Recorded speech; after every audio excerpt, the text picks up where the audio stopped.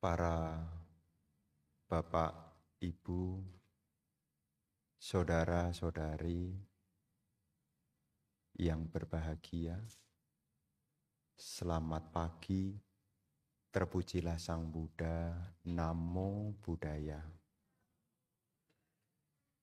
Merupakan keberkahan bagi kita, di hari ini kita bisa bersama-sama melakukan puja kepada Tikratana, memperkokoh keyakinan kita kepada Buddha, Dhamma, dan Sangha,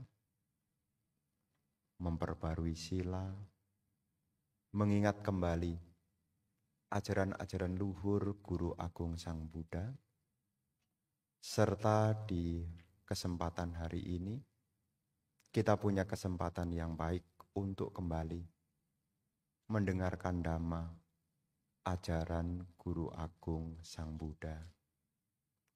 Para bapak dan ibu, saudara-saudari sekalian, merupakan keberkahan bagi kita di dalam kehidupan saat ini. Kita bisa bertemu dengan Dhamma. Kita juga bisa praktek Dhamma. Ini adalah sebuah keberkahan. Karena dari sekian banyaknya orang, tidak semua orang punya kesempatan. Seperti halnya ibu bapak sekalian yang terkhusus yang ada di sini. Punya kesempatan untuk mendengarkan Dhamma, punya kesempatan juga untuk praktek Dhamma. Terkhusus ya di sini mengacu di Pusdiklat. Satu keberkahan ibu bapak bisa praktek berdana, bisa praktek menjalankan sila, termasuk juga punya kesempatan untuk pengembangan batin di dalam cita bawana. Dan ini patut kita syukuri, karena kemunculan Buddha itu merupakan sebab dari kebahagiaan. Kemunculan seorang Buddha menjadi sebab dari kebahagiaan. Mengapa? Karena kemunculan Buddha itu menjadi penunjuk arah. Di dalam Dhamma disebut tumhehi kicang matapang, atakaro tatagato. Sang Tathagata adalah penunjuk arah. Engkaulah yang harus berusaha. Jadi dalam kehidupan ini kita punya keberkahan. Kita punya keberuntungan karena kita punya kesempatan untuk diberi petunjuk arah. Masalahnya adalah kalau sudah ditunjukkan arah kembali kepada kita. Kita mau mengikuti atau tidak. Tetapi menjadi keberkahan tersendiri ada yang menunjukkan jalan. Makanya kemunculan Buddha disebut sebagai sebab kebahagiaan. Kebahagiaannya di mana, Bante? Kita tidak akan tersesat. Bahkan kita tidak mungkin menyesatkan. Kenapa tidak mungkin tersesat? Karena Sang Buddha sudah tunjukkan arah. Guru Agung Sang Buddha ini disebut sebagai Anuttaro Purisa Dhammasarati. Pembimbing manusia yang tiada taranya. Maksudnya apa pembimbing manusia tiada taranya? Tidak hanya membimbing manusia menuju alam bahagia, tidak hanya membimbing manusia mencapai kesuksesan duniawi, tetapi beliau juga bisa membimbing manusia menuju nibbana. Jadi ajaran Sang Buddha itu sangat lengkap. Meraih kesuksesan duniawi, Sang Buddha juga tunjukkan. Lahir di alam surga, beliau juga tunjukkan. Mencapai akhir dari penderitaan, beliau juga telah tunjukkan. Anuttaro Purisa Dhammasarati. Itulah sebutan kualitas yang dimiliki oleh Guru Agung Sang Buddha. Pembimbing manusia yang tiada taranya. Nah, kita-kita ini yang sudah memperoleh keberuntungan, seyogianya kita gunakan dengan sebaik mungkin. Kenapa? Karena di dunia ini tidak semua orang punya keberuntungan. Tidak semua. Di dalam Dhamma, terkhusus dalam kitab suci Anguttara Nikaya kelompok 3, poin 29, yang berjudul Anda Sutta, ini saya ulang kembali. Tidak semua orang punya keberuntungan. Di dalam Anda Sutta disebutkan di dunia ini ada 3 jenis orang. Orang yang pertama dikatakan orang yang tidak beruntung. Yang dalam bahasa Pali disebut sebagai Anda. Bukan bahasa Indonesia ya. Dalam bahasa Pali disebut Anda. Anda itu artinya orang buta. Ini adalah orang yang tidak punya keberuntungan. Disebut sebagai orang yang dalam bahasa Pali sebagai orang yang buta atau Anda. Kenapa dikatakan tidak punya keberuntungan? Karena jenis orang yang pertama ini adalah orang yang satu, dia tidak tahu bagaimana mendapatkan kekayaan dan bagaimana mengembangkan kekayaan. Selain itu juga, dia juga tidak tahu apa itu hal-hal yang bermanfaat, apa hal-hal yang tidak bermanfaat. Dia tidak tahu juga apa yang terpuji, apa yang tercela, apa yang tinggi, apa yang rendah. Singkat kata, orang ini tidak tahu tentang bagaimana membuat kebajikan. Ini kategori jenis yang pertama. Orang yang dalam hidup ini tidak punya keberuntungan. Lahir dalam kondisi buta. Butanya ini adalah buta spiritual. Dia tidak punya tahu caranya mengumpulkan kekayaan. Dia juga tidak tahu bagaimana membuat kebajikan. Makanya disebut sebagai orang buta. Setiap orang punya 2 mata. Tapi 2 matanya itu tidak bisa melihat. Ini adalah orang yang tidak beruntung. Apakah ada di sekitar kita? Ada juga. Tapi kita jangan sampai menjadi bagian dari orang yang pertama ini. Kita harus bercermin kepada diri kita sendiri. Apakah kita kategorinya yang pertama? Sepertinya tidak kok Bante. Berarti karma baik tuh. Ya. Oh sepertinya tidak Bante. Saya tidak seperti yang nomor 1. Selain ada jenis manusia yang disebut sebagai Anda dalam bahasa Pali, kemudian yang kedua, ada manusia yang disebut sebagai Ekacaku, memiliki mata cuma 1. Ini dikatakan beruntung tapi ya tidak beruntung juga. Kenapa? Orang yang punya jenis mata Eka1, Ekacaku, matanya cuma 1, dia yang dia pikirkan adalah bagaimana mendapat kekayaan. Pokoknya caranya tidak peduli. Ya entah baik, entah buruk, entah jujur, entah curang, entah dengan kerja keras, entah dengan menipu. Pokoknya endingnya yang penting cuan. Dan orang ini dikatakan tidak beruntung. Kenapa? Ketika situasi berubah dia menderita. Belakangan ini saya ngomong-ngomong. Ya, belakangan ini saya ngomong-ngomong ya dengan Romo Surya. Ya, Romo Surya ini perumah tangga. Ngomong-ngomong. Apa yang diomongkan? Salah satu topik pembicaraan itu harga emas. Harga emas. Kenapa Bante kok nyinggung emas? Ceritanya Wihara Siripada bersama dengan saya, supaya nama saya agak ke bawah sedikit ya.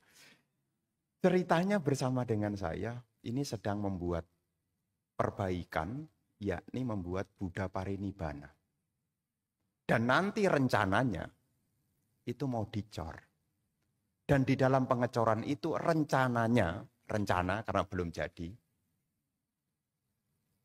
akan dileburkan juga yaitu kepingan emas. Kenapa pakai kepingan emas? Pemberian yang terunggul mendapat yang terunggul. Pemberian logam, logam itu yang paling unggul adalah emas. Batu yang paling unggul adalah diamond, permata.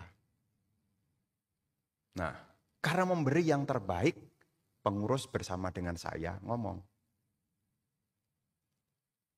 wah Bante, untung loh Bante, untung dia bilang. Beli emasnya sudah sebulan yang lalu. Masih 1,5. Sekarang Bante sudah 1,8. Wah Bante, kekayaan kita ini kok makin hari kok makin tidak ada nilainya ya Bante. Dalam hati saya. Iya ya benar juga ya. Dulu 1 gram 1,5. Baru 2 bulan kemudian 1,8. Wah, kekayaan yang diperoleh dengan cara yang begitu susahnya cepat sekali menalami perubahan.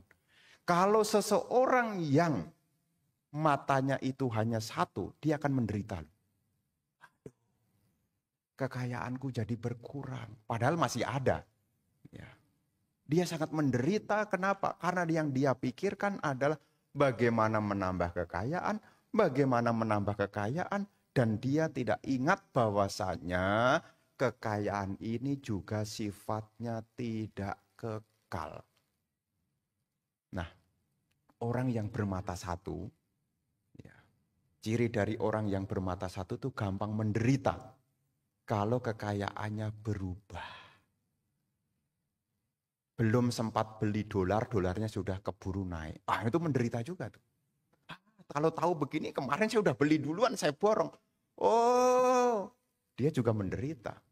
Jadi jenis yang pertama ini adalah orang yang sangat orientasinya kepada materi. Bahkan hari Minggu tidak ada waktu ke wihara. Buka toko. Kan bagus Bante semangat. Iya bagus sih. Buka toko terus-terusan sih bagus sih. Bahkan libur ada tuh orang tuh. Setahun itu libur cuma sekali. Sinjia. Buka toko terus. Apa salah Bante? Ya enggak salah sih. Tetapi ketika nanti kekayaannya berubah, dia sangat kecewa. Ditambah lagi kalau dia makin hari makin tua. Belum sempat menikmati, keburu sudah tua. Saya tidak ngomong keburu sudah mati loh ya. Ya, saya tidak ngomong begitu ya. Ya, sangat menderita. Ini kalau orientasinya adalah jenis orang yang cuma punya mata adalah cuma 1. Itulah pentingnya kenapa kita perlu mendengarkan dhamma. Mungkin sekarang kita jenisnya orang yang bermata cuma 1. Dengan kita mendengarkan dhamma, kita diingatkan. Dalam hidup ini yang kita butuhkan selain harta materi, kita juga perlu memiliki harta berupa kebajikan. Makanya Sang Buddha menyebut orang yang punya keberuntungan dari 3 jenis orang ini, orang yang punya keberuntungan adalah orang nomor 3 yang disebut sebagai dwicaku. Orang yang punya mata 2. Satu sisi dia bisa memperoleh kekayaan dengan cara yang benar. Dan satu sisi dia juga tahu mana kebaikan, mana keburukan, mana hal yang mulia, mana yang rendah, mana yang terpuji dan mana yang tercela. Dia juga tahu mana yang bermanfaat dan mana yang tidak bermanfaat. Makanya satu keberuntungan nih, hari Minggu bisa datang. Puja bakti, ini keberuntungan. Untuk apa Bante? Dalam rangka supaya kita menjadi manusia yang punya keberuntungan, punya mata 2. Belakangan ini sih banyak alasan. Maaf Bante, saya tidak ke Pusdiklat. Tapi kita ngikutin kok Bante dari YouTube. Rumahnya itu deket sini, padahal cuma di Navapak sini loh, deket sini loh. Pakai YouTube. Ya. Kecuali jauh, yang tidak ada Bantenya mungkin jauh. Di Papua sana mungkin. Ya cari Bante cuma 1 loh di Papua, cuma Bante Senajaya itu di Sorong. Mungkin dia tinggalnya di Jayapura. Manokwari, ketemu Bante, ya terpaksa nontonnya lewat YouTube. Ya tinggalnya di Navapak Poresta. Nonton dhamanya lewat YouTube. Ini adalah hal yang perlu kita renungkan. Anda tinggal di mana nih? Ya. Giriloka, jalan kaki aja udah sampai kok. Mosok Bante, iya dari jam 5 aja tuh. Nanti juga sampai Giriloka seberang juga kok. Jadi kita menjadi orang yang beruntung. Kalau kita punya dua mata. Satu, tahu bagaimana mencari penghidupan. Dua, juga tahu bagaimana membuat kebajikan. Ini keberkahan. Di dalam akhir dari sutta itu, Sang Buddha menyebut, kita hendaknya bergaul dengan orang yang punya dua mata ini. Dan Sang Buddha mengingatkan kita, jangan sampai kita bergaul dengan orang yang buta dan juga orang yang punya mata cuma satu. Kalaupun tidak bergaul dengan mereka, minimal kita menjadi bagian dari orang yang memiliki dua mata. Kenapa? Karena kalau tidak kita ingat pada Dhamma, maka kita tidak akan muncul sebuah keyakinan. Keyakinan tentang apa, Bante? Sebagai hal yang paling menguntungkan dalam sasana ini, minimal yang jadi pegangan sebelum sampai kepada jalan mulia berunsur 8, sebelum pada 4 kebenaran Arya, yang paling dasar adalah punya kama sada. Sebelum Anda punya keyakinan kepada jalan mulia berunsur 8, sebelum Anda punya keyakinan kepada 4 kebenaran Arya, satu keberuntungan dalam hidup ini, kalau kita punya kama sada. Apa itu kama sada? Punya keyakinan kepada hukum karma. Ini satu hal. Kalau tidak mendengarkan Dhamma, ingatnya karma itu kalau menerima hal-hal yang buruk gitu loh. Curhat, Bante, karma buruk berbuah. Jadi ceritanya hanya karma buruk itu taunya hanya sebelah. Kalau susah bilangnya karma buruk. Dan dalam kehidupan ini Ibu Bapak, saya katakan menjadi keberuntungan ketika kita mendengarkan Dhamma, minimal kita sering mendengar pengulangan tentang hukum karma. Apa yang muncul dalam kehidupan ini tidak ada yang kebetulan. Apa yang kita terima dalam kehidupan ini tidak ada yang tiba-tiba. Kalau seseorang tidak punya keyakinan, dia hanya berhenti pada meminta, meminta, dan meminta. Bahkan ketemu Bante cuma bisa minta. Bante tolong doakan. Setiap kali ketemu tolong doakan. Tolong doakan. Hanya bisa meminta. Ya. Bahkan keberuntungan itu secara Buddhis tidak ada yang kebetulan. Bukan dengan meminta. Tetapi Anda harus menanam. Karena keberuntungan yang kita peroleh itu bukan hasil dari doanya seseorang. Tetapi hasil dari kebajikan yang kita upayakan. Nanti Anda searching. Ini kita ngomongin yang lingkungan kita sendiri. Kira-kira Bante yang doanya manjur yang mana ya? Nih kadang-kadang umat Buddha kalau tidak punya keyakinan, berbondong-bondong mencari Bante yang doanya manjur. Tidak terpikirkan bahwasanya apa yang ditanam itulah yang akan dipetik. Ya. Pokoknya di sana pokoknya cari air aja. Tak percikan, baru datang percikin yang banyak Bante. Giliran berdana, maaf ya Bante ini tanggal tua ya. Ya. Jadi dalam kehidupan ini Ibu Bapak, semua yang muncul itu tidak ada yang kebetulan. Dan kita tidak boleh iri juga kepada kemajuan orang lain. Kenapa? Kemajuan yang diterima oleh orang lain itu juga berkat dari kebajikan. Bagaimana ada buah kalau tidak ada bibit? Bagaimana? Bagaimana ada buah kalau tidak ada bibit? Bayangkan. Baru ada buah setelah ada bibit. Ada bibit mangga, dirawat dengan baik, nanti akan ada buah mangga. Kalau tidak ada bibitnya, tidak mungkin.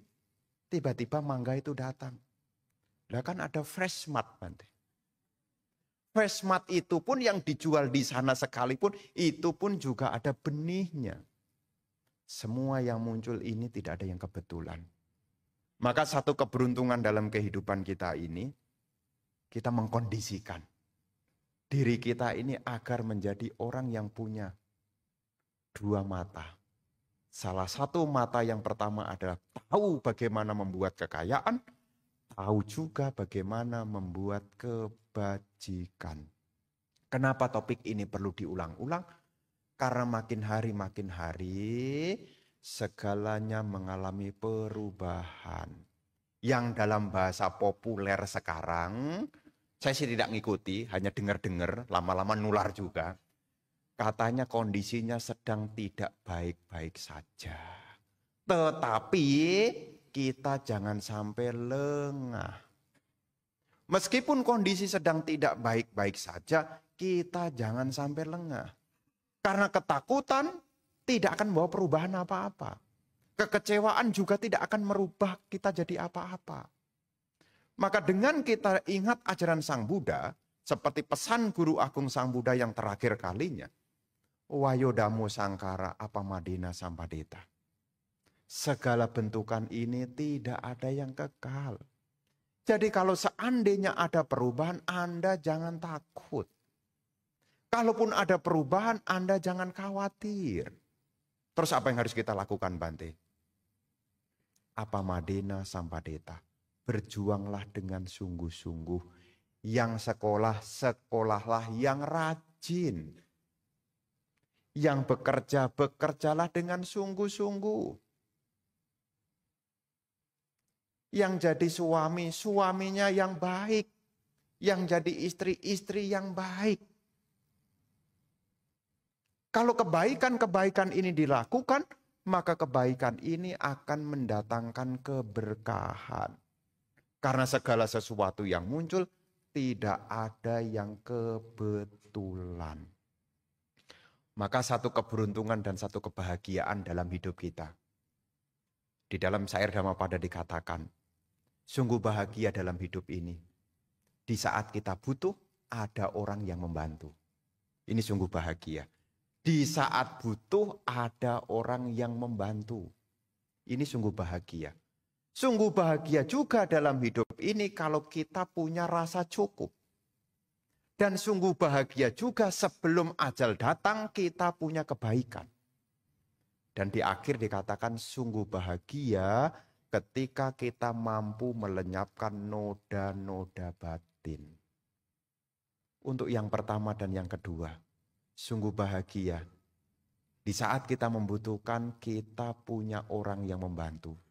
Orang yang membantu itu juga tidak kebetulan. Senang dibantu atau senang membantu? Senang dibantu atau senang membantu? Umumnya orang akan Bante, kalau banyak yang membantu kan enak, Bante. Orang akan bantu kita kalau kita awalnya membantu. Hukum karma itu berlaku. Maka inspirasi yang harus kita munculkan dalam kehidupan kita, meskipun kondisi di luar kita mungkin mengalami perubahan seperti cuaca kadang hujan, kadang panas, ada hujan, kadang panas. Ya seperti Bapak ini, tahu nih Bapak ini. Meskipun hujan panas, kemana bawa payung loh. Ini di depan saya lihat dari tadi, wih kok bawa payung? Oh saya sudah tahu. Kenapa bawa payung? Karena cuacanya tidak menentu. Takut nih nanti kalau ada masalah, nanti tiba-tiba turun hujan, parkirnya di ujung dekat Samsat sana. Nah, tetap tenang tuh, bawa payung. Demikian pula dalam kehidupan ini, sebelum ajal itu datang, kita akan bahagia. Kalau dalam hidup ini kita punya kebaikan. Karena dalam kehidupan ini semua yang muncul itu ada kondisi-kondisinya. Di dalam syair Dhammapada disebutkan, Arogia Paramalabha. Keuntungan terbesar adalah kesehatan. Orang yang punya kesehatan itu juga tidak kebetulan. Yang lalu saya juga cerita tentang 8 kondisi untuk meraih kesejahteraan. Nomor 1 mesti sehat. Orang sehat itu juga tidak kebetulan. Lah kalau sekarang saya sakit-sakitan terus bagaimana, Bante? Saran saya adalah buat kebajikan. Lah saya sudah berbuat baik tapi belum sembuh-sembuh bagaimana, Bante? Sembuhnya nunggu sampai selesai. Saya sudah berbuat baik kok masih sakit-sakitan, Bante. Karma buruknya terlalu banyak. Tapi minimal kalau dalam hidup ini kita sudah membuat kebaikan, lahir kembali, kita tidak mungkin mengalami sakit-sakitan. Makanya jangan salahkan kelahiran yang sekarang. Ya, kalau seandainya dalam kelahiran sekarang ini mungkin dalam tanda kutip masih ada kekurangan-kekurangan, masa sekarang ini adalah waktunya perbaikan. Bagaimana memperbaikinya? Sang Buddha telah menunjukkan tentang kebajikan. Memang kebajikan itu tidak membawa langsung pada kesucian. Tetapi kesucian itu tidak mungkin ada kalau tidak punya kebajikan. Kita tidak mungkin bisa mencapai kesucian tanpa kebajikan, tidak mungkin. Tetapi juga kebajikan tidak bisa langsung. Ya. Tetapi kesucian itu menjadi kondisi bisa dicapai kalau kita punya dukungan kebajikan. Kapan hari itu ada umat yang ngomong pada saya, Bante, sepertinya saya berbuat baik tak kurangin, Bante. Loh lah kenapa? Saya takut nanti kalau saya berbuat baik lagi, nanti kan saya lahir lagi, Bante. Kan kalau saya mau dapat kebajikan, menambah kebajikan, kan ini proses kelahiran kan makin panjang, Bante. Ya memang, tetapi saya katakan, kalau Anda sekarang tidak punya kebajikan, boro-boro mencapai mengakhiri samsara, jatuh duluan di alam samsara. Makanya ibu bapak, saudara-saudari sekalian, kita harus perlu mengulang kebaikan. Kebaikan. Meskipun itu kecil sekalipun. Jangan pernah meremehkan perbuatan baik, meskipun itu kecil sekalipun. Terus bagaimana, Bante? Apakah ada kesaksian-kesaksian tentang kebajikan? Oh banyak. Hanya kesaksian yang pasti itu diambil dari siswa-siswa Arya. Kita tidak membuka kesaksian seperti Bapak, Ibu, hari ini maju kesaksian. Bante, setelah saya datang ke Pusdiklat dagangan saya laris. Enggak begitu. Ya, ini nanti Anda dalam tanda kutip, wah itu mah kong kali kong sama Bante itu. Enggak. Ya. Makanya kenapa di dalam Buddhis ini, kenapa ya Bante kok enggak ada kesaksian-kesaksian? Karena kalau yang kesaksian Anda ini saya masih ragu-ragu loh. Kenapa bisa jadi ada udang di balik batu? Ya, datang kesaksian. Terus bagaimana Bante ajaran Buddha ini bisa disaksikan? Sang Buddha telah memberi satu teladan-teladan kepada para siswa Arya. Siswa Arya itu tidak mungkin ada udang di balik batu. Kenapa? Karena siswa Arya yang sudah mencapai arahat, sudah lenyap loba dosa mohanya. Jadi kalau kita ingin melihat kesaksian-kesaksian tentang kekuatan-kekuatan kebajikan, lihatlah riwayat-riwayat siswa-siswa Arya. Kapan hari ada orang buat kesaksian? Saya saksikan tuh. Kapan hari? Ya, buat kesaksian. Ya mungkin untuk bagi seseorang sih memotivasi. Dia cerita bahwasanya dirinya sembuh dari sakit setelah dia ikut meditasi. 3 tahun kemudian sakit lagi. Kira-kira berani enggak kasih kesaksian? Berani kasih kesaksian enggak? Enggak. Tapi siswa Arya itulah yang menjadi pedoman kita. Makanya kita berlindung itu selain kepada Buddha, Dhamma, kita berlindung kepada Sangga. Sangga Arya adalah orang-orang yang menjadi saksi dari Dhamma ajaran Sang Buddha. Dan Anda boleh buktikan, dan Anda boleh teladani bagaimana perjuangan para siswa Arya. Nah, salah satunya nih, ini salah satunya nih. Saya suka cerita ini. Mungkin Anda belum dengar, kalau sudah dengar anggap saja ini bonus. Di zaman Sang Buddha itu, ada siswa Arya yang terdepan dalam hal kesehatan, apak badanang. Beliau tidak pernah mengalami sakit apapun. Beliau lahir di kota Kosambi. Kosambi bukan Tangerang belakang bandara ya. Lahir di kota Kosambi. Kosambi itu kalau sekarang di India namanya Allahabad. Ya, nanti kalau Anda searching di Google itu ada kota namanya Allahabad.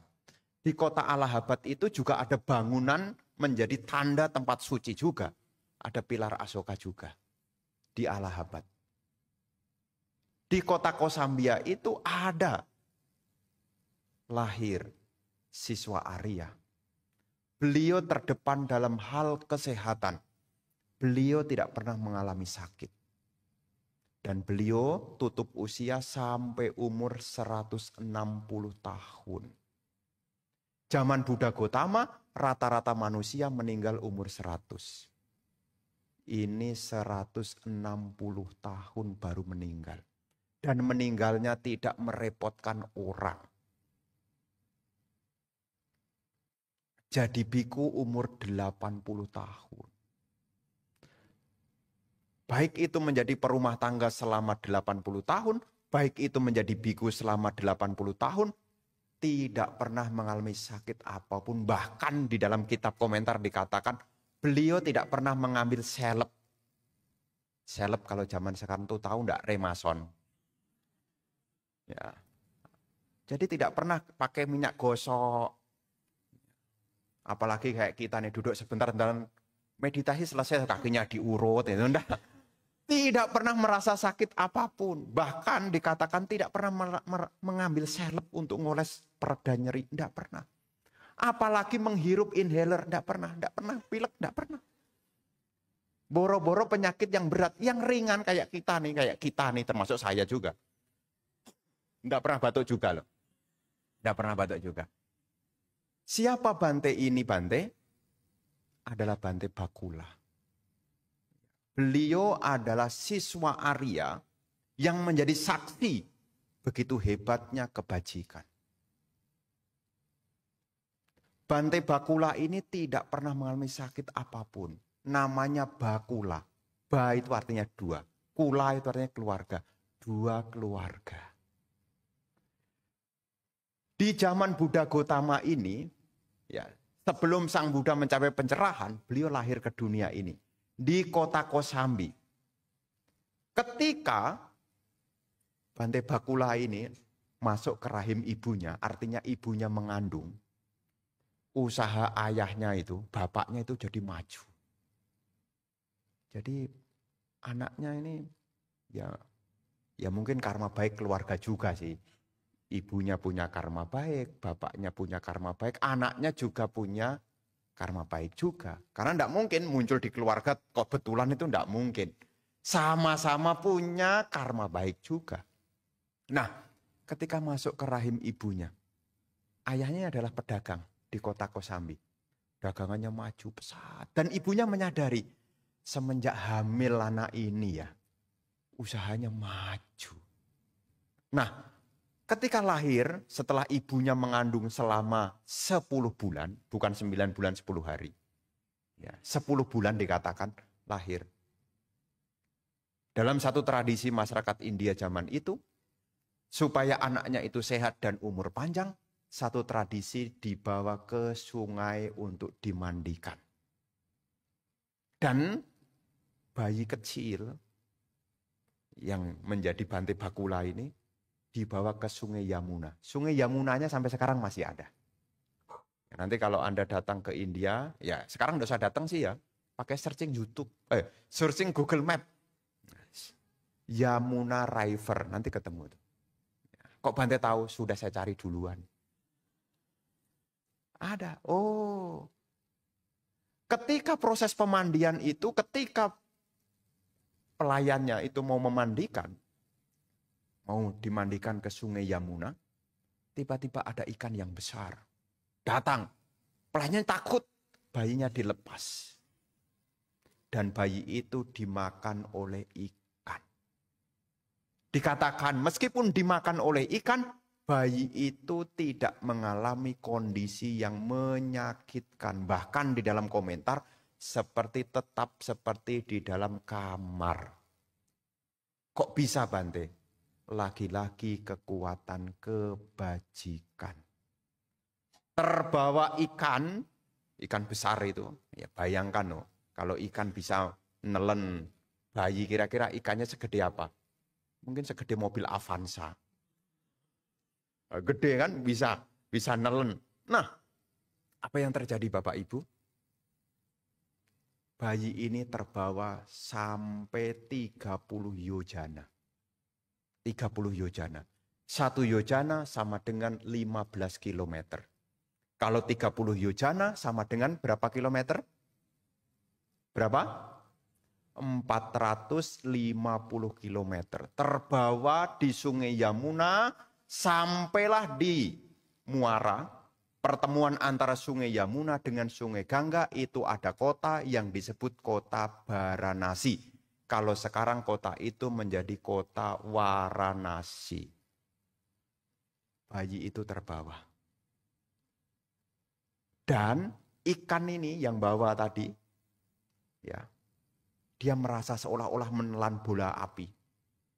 Mobat mabit, enggak tenang, makanya terbawa sejauh 450 kilometer seperti Jakarta Semarang. Ini kalau Anda pakai kilometer Jakarta Semarang dihitung dari Cawang itu sampai Kali Kangkung sana loh, sebelum masuk kota Semarang kalau lewat tol. Dan ya, ketemu, terdampar di sana, ditangkap. Dan ikan ini biasanya kalau menangkap ikan besar, nelayan itu akan potong-potong ikan itu. Dan nelayan saat itu tidak ada kemampuan untuk menolong, untuk memotong. Akhirnya utuhan itu diangkat ke daratan. Dan dibuat sayembara. Siapa yang mampu beli ikan ini? Yang mampu membeli adalah orang kaya yang di kota Benares itu. Dan kebetulan orang kaya itu tidak punya anak. Beli ikan bonus bayi.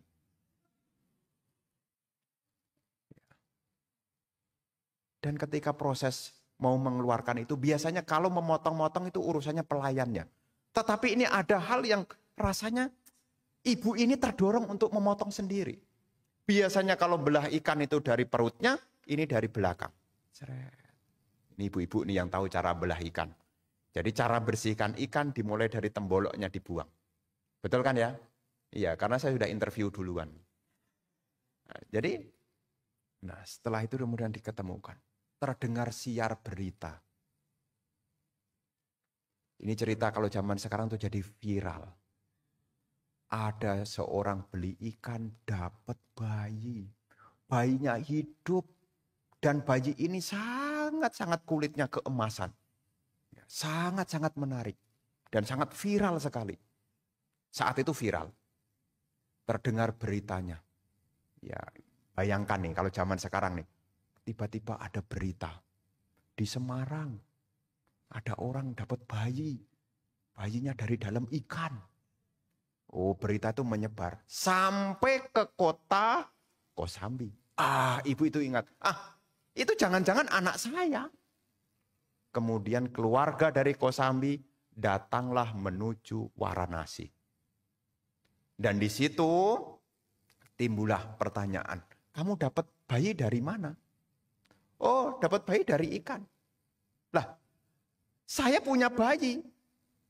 Beberapa hari yang lalu saya mandikan dan dicaplok ikan. Bayi ini adalah milikku. Ibu yang membeli ikan mengatakan, oh tidak, kan sudah saya beli. Apa yang ada di dalam ikan milik si pembelinya. Oh enggak bisa, ini punyaku.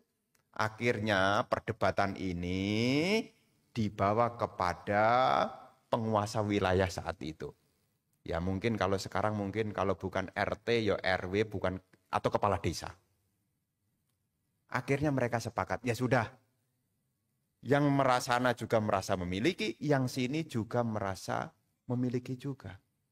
Kalau begitu anak ini dirawat 2 orang ini. Makanya anak ini diberi nama Bakula. 2 keluarga. Keluarga dari Kosambi dan keluarga dari Varanasi. Hidupnya itu sangat-sangat bahagia. Per 4 bulan pindah tempat. Jadi nanti ya pokoknya hidupnya itu liburan aja. Bayangin nanti 4 bulan di kota Kosambi. Nanti setelah 4 bulan di situ pindah lagi ke kota Varanasi. 4 bulan lagi pindah ke kota Kosambi dan seterusnya.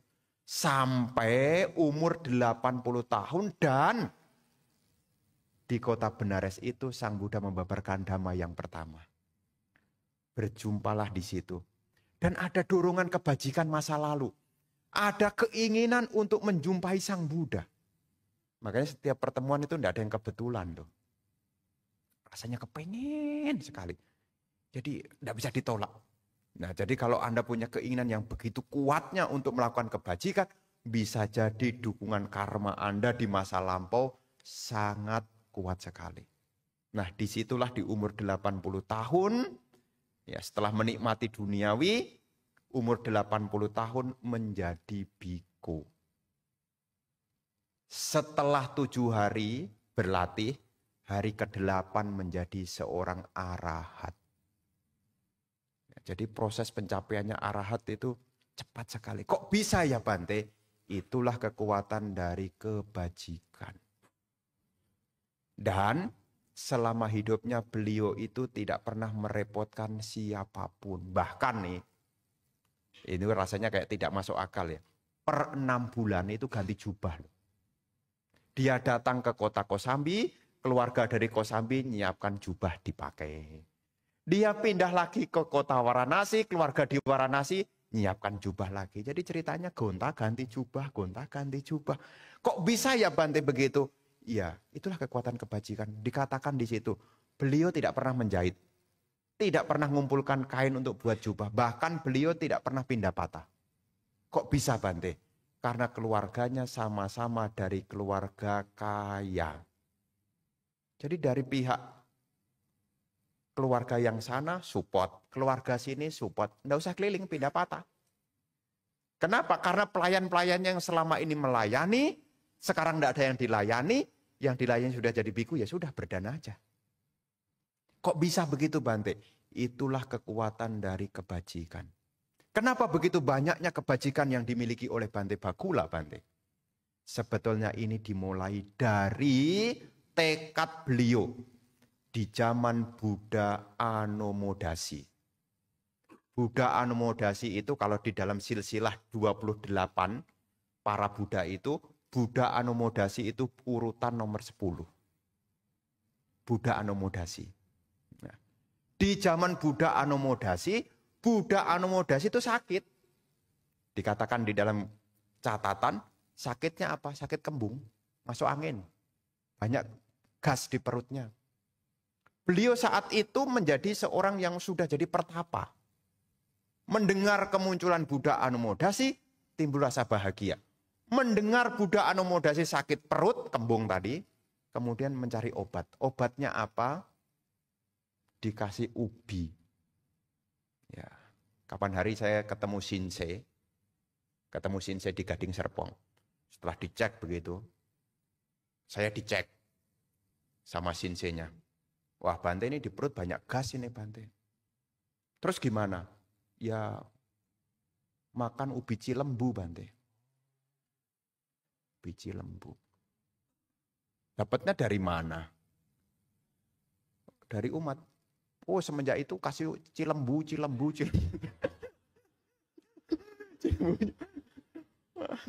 Cilembu. Aduh, sampai lihat cilembu baru pegang aja udah kenyang. Semua cilembu. Nah, di masa lampau dari Bante Bakula ini di zaman Buddha Anomodasi mempersembahkan ubi. Ubi ini ya cilembu itu. Karena bedanya antara ubi jalar dengan cilembu ternyata ada khasiatnya yang berbeda.